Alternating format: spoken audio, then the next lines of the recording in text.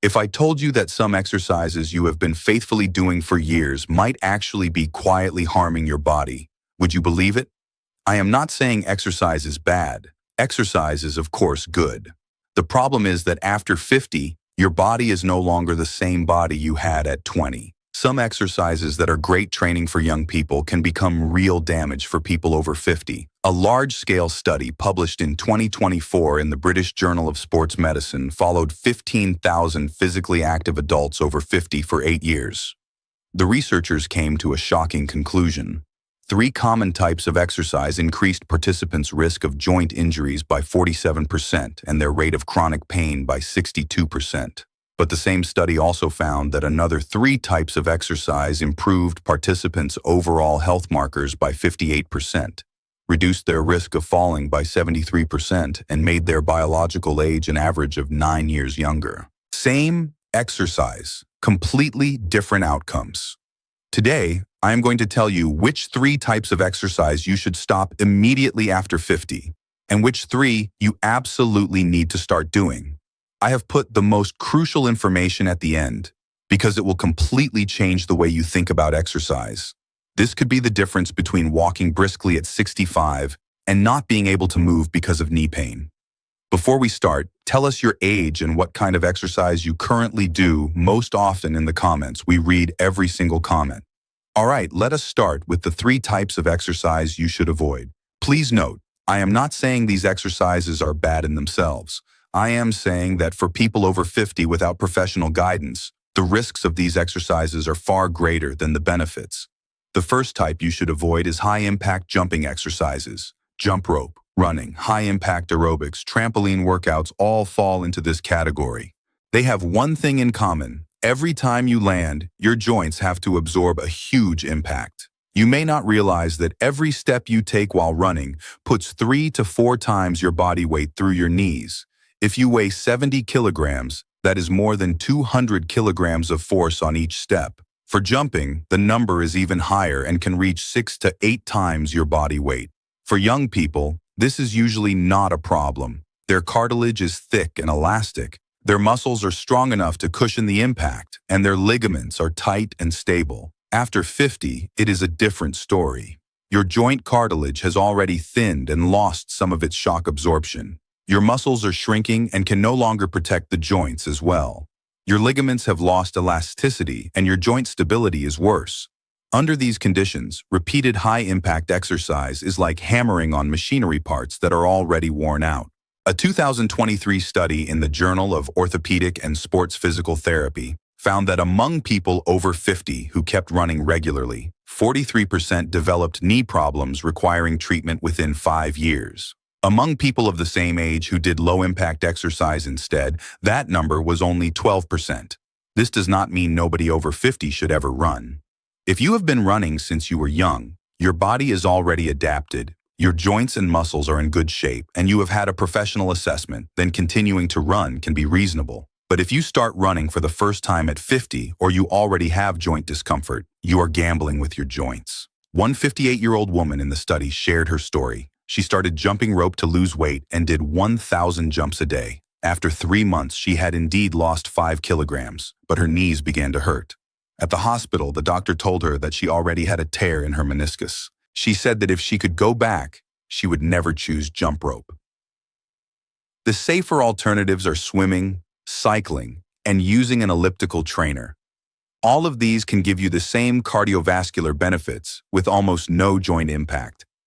The second type of exercise you should avoid is traditional sit-ups and crunches. This may surprise many people. Are sit-ups not the classic way to train your abs? Have we not all been doing them for decades? Yes, but modern sports medicine has largely rejected these movements for people over 50. The problem lies in your lumbar spine. When you do sit-ups, your lumbar spine is forced to repeatedly flex. Every time you curl up, your discs bear a large compressive load. When you are young, this is usually not an issue.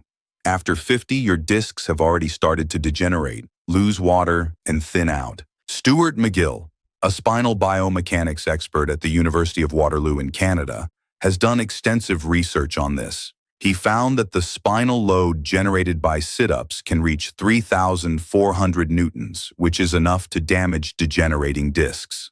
His conclusion was that sit-ups are one of the main exercise-related causes of lumbar disc herniation. A 2024 study published in the Spine Journal confirmed this. It found that people over 50 who regularly did sit-ups had a 67% higher incidence of disc problems than those who did not do this exercise. The irony is that sit-ups are not even a particularly good way to train the core. They mainly work the hip flexors, especially the iliopsoas muscle that connects your lumbar spine and thigh. Over-tightening this muscle can actually worsen lower back problems. So how should you train your abs? I will show you a safer and more effective alternative in a moment. The third type of exercise you should avoid is rapid neck rotation. You have probably seen many people doing fast neck circles to warm up before exercise, sometimes even making loud cracking sounds. This is a very dangerous habit. After 50, your neck is no longer the same as it was. According to data from Chinese spinal health surveys, more than 80% of people over 50 have some degree of degenerative change in the cervical spine. That means thinner discs, bone spurs, and tighter space inside the spinal canal. Under these conditions, what can rapid neck rotation do? In milder cases, it can worsen disc herniation and compress nerve roots, causing numbness and pain in the arms. In severe cases, it can injure the vertebral arteries which supply blood to the brain, and in the worst scenarios, this can lead to a stroke. A 2023 paper in the Journal of Neurosurgery reported multiple cases of vertebral artery dissection caused by rapid neck rotation, all in people over 50. The American Spine Society explicitly recommends that people over 50 avoid any rapid neck rotation exercises. That includes whipping the head around in some fitness classes, fast neck twists in certain yoga poses, and any movement that forces the neck to move quickly through a large range. Of course, your neck needs to move, but it should be slow, controlled, and within a small range. Turn your head slowly in each direction, hold for a few seconds, then move to the next direction. No rushing, no jerking. Those are the 3 types of exercise you should avoid after 50. Now let us move on to the more important part. The 3 types of exercise you must start doing. If you feel this content is helpful so far, please tap the like button so more people can see it. And do not forget to subscribe to our channel. We share practical health tips every day. Now let us get into it. The third type of exercise you need is balance training. Balance training may be the most underrated form of exercise after 50. When people think of exercise, they think of running, swimming, and strength training. Very few people take balance training seriously. Let me give you a fact. According to the World Health Organization, falls are the leading cause of accidental death in people over 65. Every year, more than 680,000 people worldwide die from fall-related injuries. The root cause of many of these falls is declining balance. Your balance has been going downhill since about 50. The vestibular system in your inner ear, your built-in balance sensor, starts to weaken. Your proprioception, your awareness of where your body is in space, becomes less sharp. Your muscle reaction time slows down, so when you begin to lose balance, your body cannot correct itself quickly enough. The good news is that balance can be trained, and research shows that people over 50 respond very well to balance training. A 2024 meta-analysis in the Journal of the American Geriatric Society combined 35 studies and found that structured balance training can reduce the risk of falls by 40% and the risk of serious, fracture-causing falls by 56%. How do you train balance? The simplest starting point is single leg standing. Hold onto the back of a chair, lift one foot off the ground, and try to stand on the other leg. At first, you may only manage a few seconds. That is fine. Practice every day and aim to reach 30 seconds on one leg.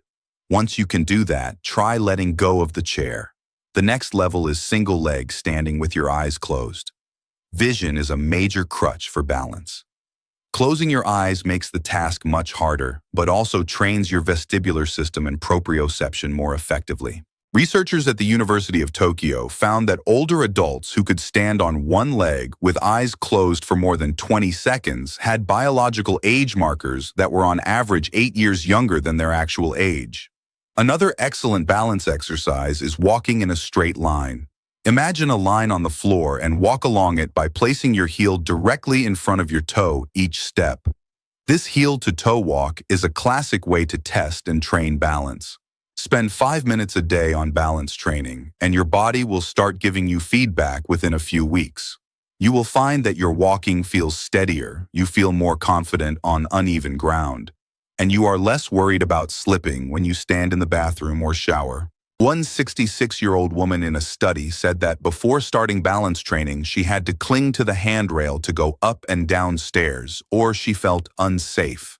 3 months later, she could use the stairs without holding on and said it gave her a huge boost of confidence. The second type of exercise you must do is low-impact aerobic exercise. Cardiovascular fitness is the foundation of health. After 50, the risk of cardiovascular disease rises sharply, and keeping your heart and lungs strong is one of the most effective ways to prevent heart attacks, strokes, and diabetes. But as we said earlier, high-impact aerobic exercise is too risky for your joints. The solution is low-impact aerobic training. What does low impact mean? Simply that at least one foot stays in contact with the ground or support at all times, and there is no jumping and no hard impact. Swimming is the ideal option. The buoyancy of water almost removes your body weight from your joints, while the resistance of water provides a full-body workout. A 2023 study in the Annals of Sports Medicine showed that for people over 50, swimming gives cardiovascular benefits comparable to running, with almost zero joint injury risk. If you do not swim or cannot access a pool, cycling is another excellent choice. Whether it is outdoor cycling or indoor stationary biking, your weight is supported by the seat, and your knees primarily move through a smooth circular motion with no pounding. Research from the University of Copenhagen in Denmark found that middle-aged and older adults who cycled 3 to 4 times per week lowered their risk of heart disease by 52%. Brisk walking is also a very good option. Note that this means brisk walking, not jogging. Brisk walking is about 100 steps per minute, fast enough to make you slightly sweaty and your heart beat faster, but still able to converse. This intensity is enough to train your heart and lungs without putting excessive stress on your joints. Elliptical trainers, rowing machines, and water aerobics classes all count as low-impact cardio too. The key is to accumulate at least 150 minutes of moderate-intensity aerobic exercise per week, which is the World Health Organization's recommendation. You can divide this into 5 30-minute sessions. One 61-year-old man in a study shared his experience. He had been an amateur marathon runner, but had to stop running because of severe knee damage. When he switched to swimming, he not only maintained his cardiovascular fitness, but also saw his knee pain gradually improve. He said it was a blessing in disguise because he found a form of exercise that suited him better. Now we come to the most important part of today. The number one type of exercise you must do, the one I saved for last, is functional resistance training. I put this last for a reason. For people over 50, there is no form of exercise more important than resistance training, and none that is more misunderstood. Let me start with a fact that many people do not know. After 50, you lose 1 to 2% of your muscle mass every year. This is called sarcopenia, and it is one of the core biological processes of aging. As you lose muscle, your basal metabolic rate goes down and weight gain becomes easier. With less muscle, your blood sugar control worsens and diabetes risk goes up. With less muscle, your bones lose stimulus and osteoporosis accelerates. With less muscle, your joints lose protection and joint problems multiply. The reason you feel weaker, tire easily, and get out of breath climbing stairs as you age is not mainly that your heart is failing. It is mainly because you do not have enough muscle. The only way to reverse muscle loss is resistance training. Aerobic exercise is good for your heart and lungs, but does little for muscle mass. Balance training is essential, but does not build muscle either. Only resistance training stimulates muscle growth. A 2024 study published in Nature Aging showed that even people who start resistance training in their 80s can still increase muscle mass and strength. Age is never a valid excuse. But here is the key point. You cannot simply copy young people's resistance workouts after 50. Those heavy bench presses, deep barbell squats, and deadlifts in the gym are too risky for untrained older adults. What you need is functional resistance training. What does functional mean? It means training that mimics the movements you actually need in daily life. In everyday life, you need to stand up from a chair, go up and down stairs, carry things, and keep your balance. Functional resistance training reinforces these exact movement patterns. Let me introduce 3 core functional resistance exercises. The first is the wall squat. Stand with your back against a wall and step your feet forward. Slowly bend your knees and slide down the wall. When your thighs are almost parallel to the floor, hold the position. At the beginning, hold for 20 seconds and gradually work up to 1 minute. This exercise trains the largest muscle groups in your body, your thighs and glutes. These muscles directly determine whether you can go up and down stairs easily and stand up from the toilet without struggling. Because the wall supports your back, your knees mainly bear compressive load instead of shear load, which is much safer for the joints. The second is the plank. This is the best core exercise to replace sit-ups. Lie face down, support yourself on your forearms and toes, and keep your body in a straight line from head to heels. This works your entire core, including your abs, back muscles, and hip muscles. A strong core is the key to protecting your lumbar spine. Unlike sit-ups, the plank keeps your lumbar spine in a neutral position with no repeated flexion, so there is no disc compression from bending. At first, you may only be able to hold for 15 to 20 seconds. That is fine. You will improve week by week. The goal is to reach 1 minute. The third is the wall push-up. Stand facing a wall with your hands on it at shoulder height and do push-up motions against the wall. This strengthens your upper body and chest muscles, the ones you use when you lift or push things.